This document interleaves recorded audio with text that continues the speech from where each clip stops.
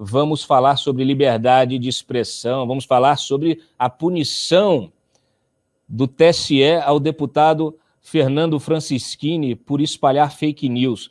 Mas aí não sou eu que vou falar, porque eu falei ontem, eu trouxe aqui o nosso especialista, que é o André Marcília. Boa noite, Marcília, bem-vindo mais uma vez ao Papo Antagonista. Boa noite, Dan. Boa noite, Dan. Contigo e com os espectadores. Muito bem. Freitas, aumenta o som do André, porque está baixo e o pessoal precisa ouvi-lo. Muito bem. André, eu te mandei o relatório, o voto do relator do Salomão mais cedo, justamente para que você pudesse fazer uma análise técnica desta decisão, que é uma decisão importantíssima. Ela abre um precedente. A gente fica sempre preocupado com precedentes, né? Claro, nós estamos vivendo novos desafios. Nós tivemos, no mesmo dia da condenação do Francischini, nós tivemos o TSE absolvendo a chapa do Bolsonaro. Então, coisas assim que ficam, que não fazem muita, não tem muita lógica, né? A gente fica realmente meio sem saber exatamente o que o TSE quer ao final das contas. Mas eu queria pedir para você vir aqui, agradeço a tua disponibilidade neste horário, numa sexta-feira, porque é importante a gente trazer um conhecimento técnico e as pessoas entenderem um pouco mais sobre essa decisão, a fundamentação dela, que precedente é esse. Afinal de contas, você teve a cassação de um mandato, que é a medida mais severa, mais grave que um político, um parlamentar pode levar, né, da justiça, e o TSE fazendo isso, a cassação do mandato por fake news. Por favor, a palavra é sua. Pois é, Dantas, é um tanto perigosa essa decisão, né? Não que, enfim, a gente esteja aqui preocupado com o deputado exatamente, porque tudo que ele fez foi falar besteira, da grossa, né? A gente, a live, as ofensas dele, as urnas, tudo isso é bobagem imensa. Mas o problema não é o deputado, né? O problema é o que fica.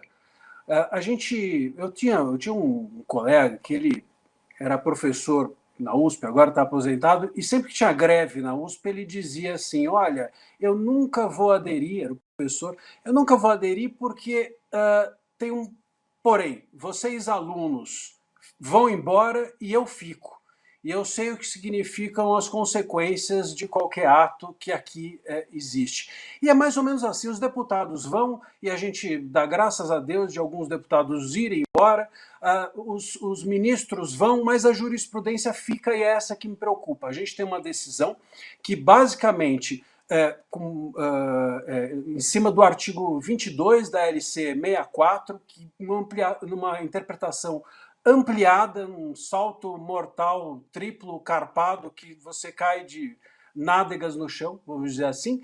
A gente tem uma ampliação de uma interpretação que entendo equivocada e que resulta na possibilidade de que agora os tribunais eleitorais se tornem ringues de MMA entre políticos inimigos. Então, enfim, o que é fake news hoje em dia, o que são atos antidemocráticos, ainda há muita incerteza sobre isso, ninguém tem um conceito fixo ou certo a respeito disso, há diversos projetos de lei hesitantes a respeito das fake news. O próprio relatório final da Covid-19 trouxe conceituações sobre as fake news erradas. E a gente agora, com base nesse conceito tão hesitante, vai poder caçar mandatos de políticos eleitos. Isso, obviamente, traz um perigo para o futuro. A gente não sabe amanhã o que vai ser, como isso vai ser utilizado, se os inimigos de um político vão tornar o TSE uma rinha de galo para destituir os candidatos eleitos pelo povo. Pois é. Eu fico aqui alarmado, porque ontem eu até falei do meu estranhamento em relação a essa decisão, justamente porque nós já tivemos decisões, inclusive do Supremo, até do próprio TSE, nós tivemos a absolvição de uma chapa presidencial, que foi a da Dilma e do Temer, que tinha excesso de provas, né? Nós tínhamos excesso de provas de crimes ali, de lavagem de dinheiro, de uso de recursos públicos para, né, bancar gráficas que nunca existiram, que nunca imprimiram um santinho, e de repente você está caçando um mandato, então ficou... Você acha que foi, vamos dizer assim, usaram o Francisquini como bode expiatório, pouparam a chapa do Bolsonaro e do Mourão com os disparos em massa, que nada mais é do que disparo em massa de fake news, aí mandaram, né, pouparam eles e puniram o Francisquini, que é um deputado bolsonarista, como uma forma aí de aviso, né, para 2022. O que aconteceu, Dantas? Sem dúvida, deram cartão amarelo para o jogador, digamos assim, que não foi quem cometeu a falta mais grave, mas aliás, foi cartão amarelo para quem cometeu a falta mais grave, e expulsaram aquele que, enfim, não era exatamente o centroavante do time, como um recado, né? Então, para não caçarem a chapa que era mais relevante, deram um recado, e o recado continuou sendo dado com a cassação agora do Francisquini. Só que a consequência disso, entendeu, talvez tenha pensado o TSE, que foi vamos dar um recado didático para que isso não ocorra mais ou não volte a ocorrer nas eleições do ano que vem. Muito bem, pode até ser que esse recado seja bem dado, mas depois, nas próximas eleições, e quando esse cenário político complexo que a gente vive hoje não estiver mais em voga? Essa jurisprudência está lá.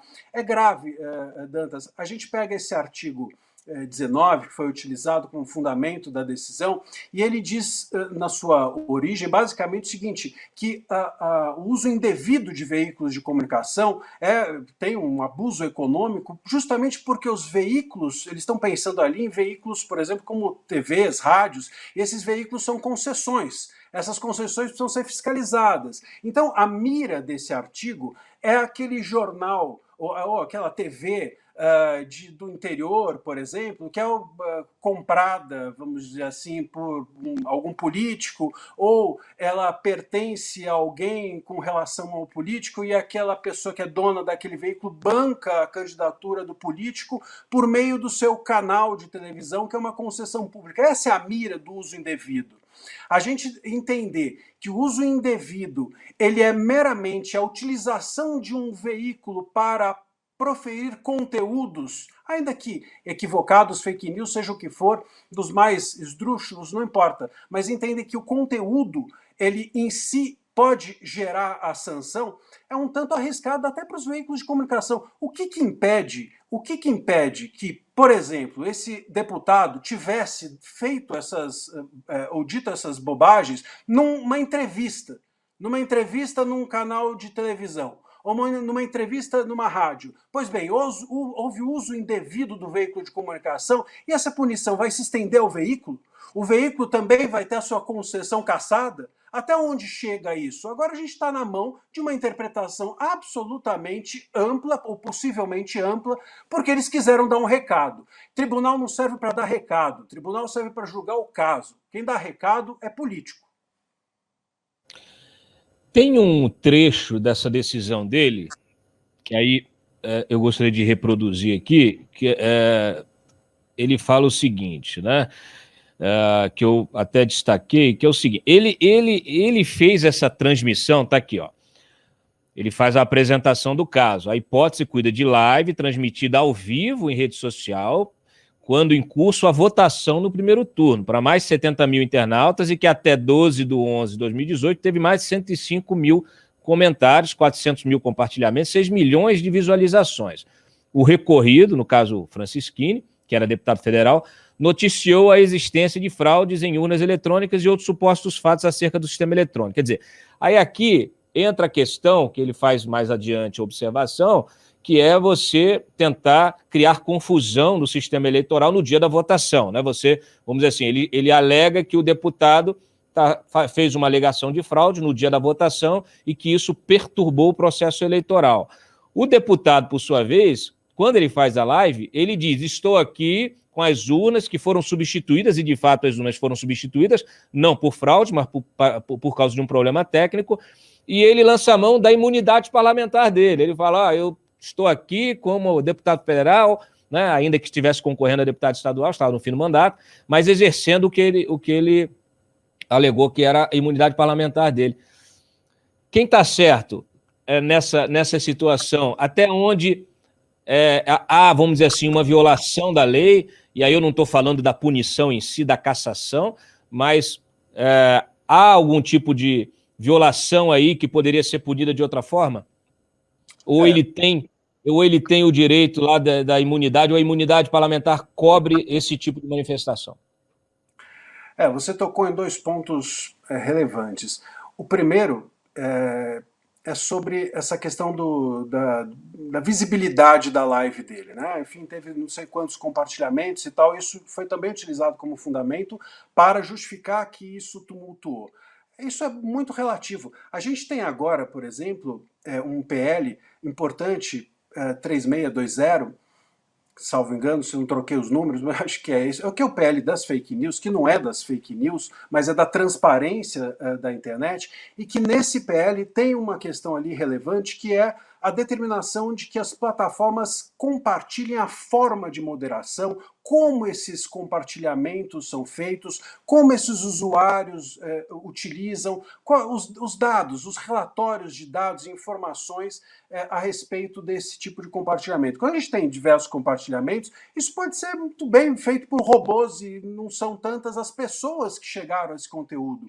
Esse tipo de informação de quem está compartilhando a desinformação, que tipo de pessoa, que tipo de idade, que gênero, etc, etc, etc. Dados que, por exemplo, são essenciais para você entender uma pesquisa eleitoral e também são importantes para você entender como funciona a internet ou a proliferação de uma desinformação na internet, nós ainda não temos. Esse PL pretende que isso ocorra, relatórios trimestrais, isso é essencial, e tomara que isso passe. Mas a gente ainda hoje não tem. Então, se basear no fato simplesmente de que houve muito disso, muito daquilo, muitos likes, muito compartilhamento, é um dado um tanto vago, é uma informação fria, e que não deveria servir como fundamento ou como prova. Mas esse é um ponto. O outro ponto que você comentou também é bastante relevante no sentido de que